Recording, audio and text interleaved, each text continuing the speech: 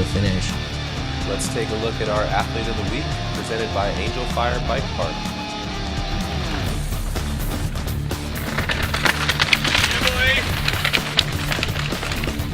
So Charlie, last year was the first year that you were able to make mountain biking your full-time job, and you won one of the Northwest Cup races. Tell us about how big that year was for you. Yeah, I won the Stevens Pass Northwest Cup round. That was really exciting. That was towards the end of the year, and I carried that momentum on to win a few other enduro races, get second place at a Port Angeles Northwest Cup, and I just kept riding hard all winter long, and I've started out, I'd say, stronger than I ever have at the beginning of a season. How did you manage to turn it up a notch last year and make it your full-time job?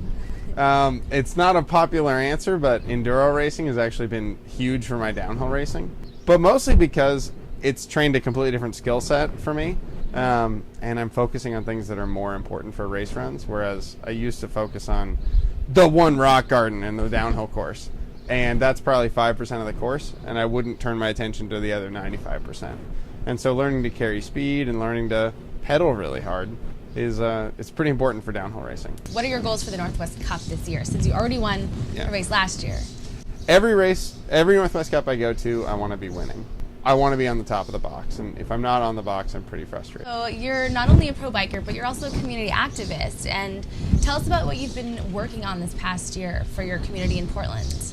Well, there's this great riding area in the city of Portland called Riverview Natural Area. It actually wasn't Riverview Natural Area before the city bought it. It was just old cemetery land owned by the Riverview Cemetery.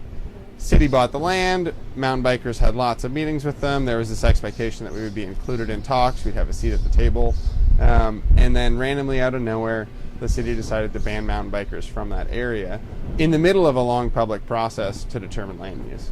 So it was a huge act of bad faith on the part of the city, and myself and all of the other mountain bikers in Portland were pretty upset, so we organized a big protest ride. We had 306 people come out, which is just huge. I think we're winning the war, but there's a lot of battles that still have to be done, so I think there's a lot more work.